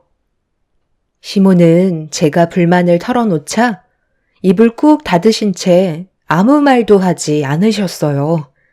축의금 하나 때문에 서로의 감정은 점점 더 안 좋아지고 있었지만 시모는 끝까지 축의금을 주려 하지 않았습니다. 남편은 저에게 미안하다면서 축의금은 자기가 대신 주겠다며 갑자기 자리에서 일어났어요. 남편은 시모를 바라보며 그동안 살아오면서 그날 시모의 행동에 너무 큰 실망을 했고 잘못을 인정하지 않는 시모와 차라리 서로 안 보고 사는 게 덜 상처받게 되는 방법 같다며 평생 후회해도 소용없다면서 아들 얼굴 볼 생각하지 말라고 시댁을 뛰쳐 나갔습니다. 시부가 화를 내는데도 시모는 미동조차 없길래 저도 더는 용서해 드릴 마음조차 남아있지 않아 남편의 뒤를 따랐습니다. 그렇게 시모와의 인연을 끊어버리게 되었고 더 이상 만날 일이 없을 거라 생각했었어요. 저희 부부는 때 되면 시부와 따로 만나 외식을 한다든지 그런 식으로 시모와 마주치게 될 상황들을 최대한 만들지 않았습니다. 차라리 이런 관계가 오히려 저와 남편한테 스트레스를 주지 않아 마음이 한결 편했었어요. 그렇게 몇 달 동안 시모와 연락을 끊고 지내고 있었는데 어느 날 신우가 저에게 전화를 걸어왔어요. 신우는 저와 관계가 나쁘지 않았기 때문에 서로의 안부를 물으며 순조롭게 대화를 이어나가고 있었죠. 신우도 워낙 바쁜 삶을 살고 있어서 얼굴 볼 시간이 거의 없는데 저에게 전화를 한 이유는 좋은 사람이 생겨서 결혼까지 생각하고 있다며 몇 달 전에 제 동생이 결혼식을 올렸을 때 예식장은 어땠는지 이것저것 물어보고 있었습니다. 그런데 신우가 주말에 시댁에서 얼굴 좀 볼 수 있냐고 결혼식에 대해 궁금한 걸 직접 만나서 대화하길 원하길래 제 동생 결혼식 날 시모가 어떤 일을 저질렀는지에 대해 처음 설명을 해주면서 시댁에는 가지 못할 것 같다며 저희 집에서 만나기로 결정하게 되었어요. 신우도 그런 사실을 전혀 알지 못하고 있던 터라 많이 당황스러워 했었죠.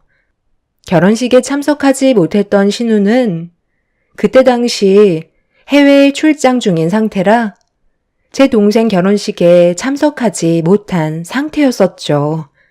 그렇게 며칠 뒤 신우가 저희 집에 와서 결혼식에 대해 궁금한 걸 이것저것 물어보며 좋은 시간을 보내고 있는데 시모가 신우에게 전화를 걸었어요. 민희야, 언제 올 거니? 엄마 목 빠지게 기다리고 있는데. 오늘 온다고 하지 않았어? 지금 어디쯤 오고 있는 거야? 저녁 준비 거의 다 끝나가는데. 아, 지금 오빠 집에 잠깐 들렸어요. 결혼식 문제 때문에 물어볼 게 있어서 대화하다 보니 시간이 좀 길어지긴 했는데 이제 다 끝나서 들어가려고요. 네가 거길 왜 가? 결혼식에 대해 궁금한 게 있으면 엄마한테 물어보면 되는 거지. 빨리 집으로 곧장 와라. 엄마가 걔들이랑 지금 안 좋은 상황인 거 모르니? 저도 어떤 일이 있었는지 대충 들었어요. 엄마가 잘못했지 뭐. 계속 이런 식으로 안 좋은 관계 유지할 거예요? 저도 이제 결혼식 올리게 될 텐데 서로 웃으면서 봐야 하지 않겠어요? 제 결혼식까지 망칠 생각은 아니죠. 여기서 엄마 집 멀지도 않은데 몇 달 동안 얼굴 안 봤다는 게 말이 돼요? 지금 출발할 거니까 가서 좀 더 얘기해요. 엄마가 하루빨리 모든 걸 해결을 해주셔야 제가 웃으면서 결혼식을 끝마칠 수 있죠. 서둘러 갈게요. 신우도 시모가 잘못한 점에 대해 얘기하면서 언제까지 이렇게 살 거냐고 하루빨리 저희와의 관계를 회복하길 원하고 있었습니다. 신우 결혼식 날 서로가 얼굴을 붉히며 만나는 건 좋은 영향을 주지 않기 때문에 최대한 서둘러 안 좋은 감정을 털어내길 바라고 있었죠. 시모는 집에 와서 얘기하자며 전화를 끊으셨고 신우는 자기가 알아서 잘 해결하겠다며 서둘러 시댁으로 출발했어요. 그렇게 한참의 시간이 지난 뒤 그동안 한 번도 잘못을 인정하지 않고 버티고 계셨던 시모가 저에게 전화를 하셔서는 동생의 결혼식 날 저지른 행동들에 대해 처음으로 사과를 하셨어요. 시간이 어느 정도 지난 만큼 저희도 분노했던 감정이 어느 정도 가라앉았던 터라 좋게 마무리 지을 수 있었습니다. 아무래도 신우의 결혼식 날 서로 얼굴을 마주하게 될 텐데 그때도 얼굴을 붉히면 신우까지 시모와 안 보고 살겠다는 말이 나올까봐 그런 불행들이 다가오는 게 싫으셨던 것 같아요. 어찌됐든 먼저 저희한테 전화를 하셨기 때문에 저희도 좋게 풀 수 있었고 더 이상은 일을 크게 만들지 않기로 결정하게 되었죠. 남편은 엎드려 절받기 같다며 신우 결혼식 때문에 어쩔 수 없이 억지로 전화한 것 같다고 불만을 털어놨지만 사람 사는 인생 언제까지 인연을 끊고 살 수 없기 때문에 최대한 좋게 해결 보는 게 모두에게 이득일 것 같아 그냥 넘어가기로 했었죠. 그렇게 시간이 지나 신우의 결혼식이 당일로 다가오면서 저희는 남편과 함께 예식장 안으로 들어갔어요. 남편은 정신없이 결혼식 준비 진행을 도와주고 있었는데 저를 본 시모가 일그러진 얼굴로 지금 뭐 하는 짓이냐며 다짜고짜 저를 비상계단으로 끌고 갔어요. 너 지금 나한테 복수라도 하는 거야? 저 많은 아이들은 뭐야? 왜 쟤들을 데려온 거냐고? 여기가 무료 급식소도 아닌데 고원생들을 데려오면 결혼식장 이미지가 어떻겠냐고? 보는 눈들이 얼마나 많은데 오늘 같은 날 꼭 일을 만들어야 되겠어? 내가 이번 결혼식 끝나면 그때 못 줬던 축의금 주기로 했었잖아. 저는 복수 같은 그런 생각 전혀 한 적 없는데 어머님이 뭔가 찔리시는 게 있으시니까 이렇게 예민한 반응을 보이시는 거 아니에요? 저 아이들은 제가 개인적으로 후원하고 있는 아이들이에요. 저만 온 것도 아니고 원장님도 함께 오셨다고요. 문제될 거 하나 없는데 왜 이렇게 민감하신 거예요? 쟤들은 정상적으로 살아온 애들이 아니잖아. 부모도 없는 상태에서 결혼식에 함부로 들이면 내 딸 이미지가 어떻겠냐고. 중요한 결혼식 망치지 말고 아이들은 전부 다 밖으로 내쫓아라. 결혼식이 무슨 애들 장난도 아니고 저렇게 우르르 몰려다니면 괜히 쓸데없는 오해를 살 수도 있는 거라고. 네가 당장 내쫓지 않으면 내가 애들 끄집어내서 밖으로 쫓아내 버릴 거다. 알겠니? 그리고 저런 애들은 평소에 고가의 음식을 접해본 적이 없기 때문에 다른 분들이 음식을 먹기도 전에 전부 다 거덜낼 게 뻔하다고. 원장이라는 사람한테 길 건너편에 패스트푸드점 많으니까 가서 햄버거나 하나씩 사 먹으라고 돈 몇 푼 치워주고 보내버려라. 그렇게 하지 않으면 아주 깽판을 놓을 거니까 내 딸 결혼식 망치지 않으려면 애들은 조용히 내보내는 게 좋을 거야. 고아들이라고 자랑하러 온 것도 아니고 예식장에 20명이나 데리고 오는 게 말이 되니? 네가 생각이 없으니까 평소에도 욕을 먹는 거라고. 결혼식 끝나고 너한테 주겠다던 축의금은 없었던 일로 해야 되겠다. 너 때문에 지금 내가 받고 있는 정신적인 스트레스가 얼마나 큰 줄 아니? 내가 발로 걷어차서 내쫓기 전에 서둘러 처리해야 될 거다. 저는 시모가 왜 화를 내고 계신 건지 이해할 수가 없었어요. 축의금을 내지 않겠다는 것도 아니었는데 시설에서 자란 아이들이라고 무조건 내치려는 행동들이 저로서는 받아들이기가 힘들었었죠. 시모는 다시 저를 데리고 식당에 가만히 앉아있는 아이들한테 손가락질을 하며 당장 내쫓으라고 저에게 지시를 하고 있었습니다. 시모의 목소리가 점점 커지자 남편은 급하게 달려와 무슨 일인지 물어보자 보육원에서 생활하는 아이들을 결혼식장에 데려왔다며 남편한테 화를 내고 있었죠. 남편도 같이 후원을 하고 있는 입장이라 시모를 최대한 좋게 설득시키면서 흥분을 가라앉히게끔 노력했지만 시모는 점점 더 분노를 가라앉히지 못하고 있었어요. 난감한 저희는 일단 시모를 진정시키기 위해 식당에 앉아있는 아이들을 밖으로 불렀는데 음식을 나르고 있던 원장님이 무슨 일이냐며 저희한테 달려오셨어요. 그래서 상황을 대충 설명하고 있는데 갑자기 시모가 아이들이 보는 앞에서 원장님을 강하게 밀쳤고 중심을 잡지 못하신 원장님은 뒤로 심하게 넘어지는 사고를 당하게 되셨어요. 너무 순식간에 일어난 일이라 저는 뭐 하시는 거냐고 화를 내며 식장이 떠나갈 정도로 소리를 질렀어요. 그러자 식장 안에 있던 분들이 모두 저희를 바라보았고 한 아이가 넘어진 원장님을 보면서 울음을 터뜨리자 20명이나 되는 아이들이 한꺼번에 눈물을 쏟아내고 말았습니다. 시모의 생각 없는 행동 하나 때문에 걷잡을 수 없이 상황은 심각하게 흘러가게 되었고 결국 신부 대기실에 있던 신우까지 밖으로 나오게 되면서 결혼식에 차질이 생기고 말았습니다. 신우는 울고 있는 아이들이 있는 곳으로 급하게 뛰어오더니 어떻게 된 거냐며 저에게 물어보길래 시모의 행동에 대해 설명을 하자 신우는 많은 사람들이 보는 앞에서 시모에게 목이 터져라 소리를 질렀어요. 그런 모습에 시모는 당황하고 있었어요. 엄마, 지금 제정신이에요? 무슨 짓을 저질렀는지 아냐고요. 엄마는 왜 항상 멋대로 행동하시는 거예요? 무슨 일이 생겼으면 일단 상황 파악을 하시고 저한테 물어보면 안 되는 거예요?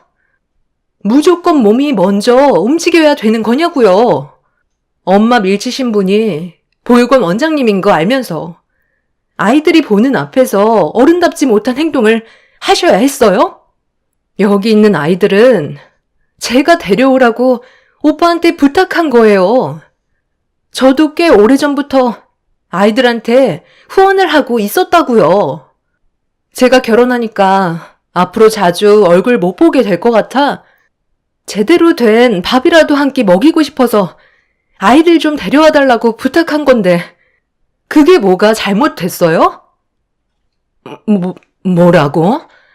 아니, 나는 그런 말을 들은 적이 없었는데 내가 미리 알았더라면 이렇게까지 난리를 치지 않았겠지. 저는 그런 것도 모르고 아이고 죄송합니다. 며느리 너는 나한테 진작 설명을 했어야지. 너 때문에 이런 일이 벌어진 거잖아. 이건 내 잘못이 아니라 전부 네가 잘못한 거니 책임은 너한테 있는 거다. 어머님, 정말 너무하시네요. 제가 설명을 해드리기도 전에 이미 두 귀를 닫으셨고 무조건 아이들을 밖으로 내치라고 저에게 화부터 내셨잖아요. 시모는 끝까지 제가 잘못을 했다며 원인 제공자라고 다시 저한테 화를 내기 시작했어요. 신우는 그런 모습을 보고 있다가 결국 분노를 참지 못했는지 그 자리에서 비명을 질렀습니다. 시모 때문에 한 번뿐인 결혼식은 또다시 무너지게 되었죠. 신우의 시댁 식구들까지 모여들게 되자 시모는 당황한 눈빛으로 뒷걸음질을 치고 있었는데 시부가 시모한테 화를 내면서 당장 식장에 들어가 자리에 앉아 있으라며 절대 나오지 말라고 분노하신 모습을 보여주셨어요. 시부가 화를 내자 그제서야 꼬리를 내린 시모는 고개를 떨군 채 얼굴이 붉어진 상태로 급하게 식장으로 달려 들어가려 하시는데 그 순간 계모임 회원분이었던 한 분이 시모한테 달려오시더니 갑자기 머리채를 잡으면서 돈 내놓으라고 난리를 치기 시작했어요.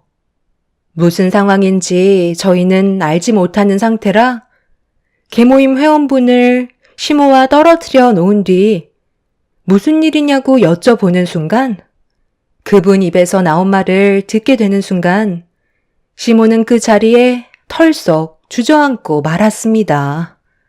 계모임 회원분들 중에 한 분이 상당히 많은 갯돈을 가지고 잠적을 했다며 연락조차 받지 않는다고 이미 해외로 도망친 것 같다는 충격적인 말을 듣게 되었죠. 문제는 시모가 상당히 많은 재산을 갯돈에 집어넣고 있었다는 걸 저희는 뒤늦게 알게 되었는데 그 돈이 무려 2억이나 되는 돈이었고 상당히 많은 회원분들의 돈을 한꺼번에 가지고 사라져버린 그 사람을 잡기 위해 경찰에 신고를 했지만 해외로 도망친 상태에서 잡기란 쉽지 않다고 상당히 오랜 시간이 소요될 거라는 말을 듣고 말았죠.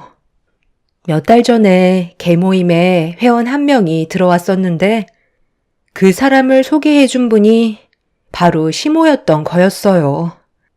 시부는 계모임 같은 거 하지 말라고 몇 번이나 충고했었는데 시모는 그 말을 무시한 채 본인이 하고 싶은 대로 일을 계획하다가 결국 엄청난 피해를 보게 되면서 결혼식장에 다른 회원분들까지 들이닥치면서 시모의 머리채를 휘어잡아 결혼식장은 난리가 나고 말았습니다. 결국 신우의 시댁 집안은 이런 집안 사람들과 결혼식은 다시 생각해 봐야 할 것 같다면서 그 사람들은 결혼식을 취소까지 하게 되는 지경까지 이르렀고 신우는 그 자리에 주저앉아 눈물을 쏟아내고 말았습니다. 신우는 결혼식장에 발도 들여볼 수도 없이 파혼 통보를 받게 되었던 거죠. 시부께서 신우의 시댁 어르신들께 고개를 숙이며 최대한 빨리 정리하겠다고 했지만 이미 그분들은 결혼 성사시킬 생각 없다며 결혼식을 취소시켜 버렸습니다. 시모의 잘못된 행동들이 결국 신우의 행복마저 빼앗아가 버리고 말았죠. 결국 시댁 집안은 파혼에 따른 위자료를 물어줄 수밖에 없었고, 그날 이후 신우는 시모와 완전 인연을 끊어버린 상태가 되어 버렸어요.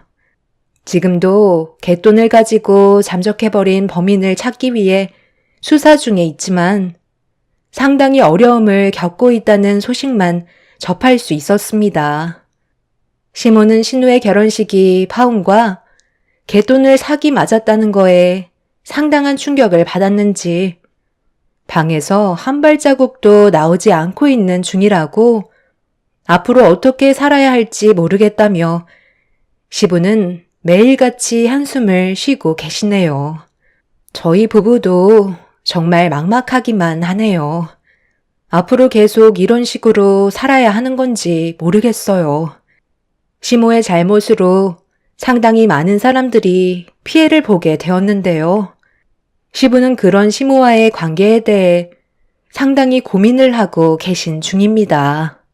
잘못을 뉘우치고 계시다곤 하지만 되돌리기에는 수습할 수 있는 범위를 벗어난 것 같아요.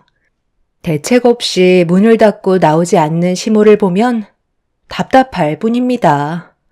아마 본인이 저지른 잘못에 대해 땅을 치며 후회하고 있는 중이시겠죠. 결국 뿌린 대로 모든 걸 걷어들이게 된 것 같네요. 제 사연 들어주신 분들, 시작되는 월요일 사고 없이 여러분들의 가정이 평안하시길 기원 드립니다. 감사합니다.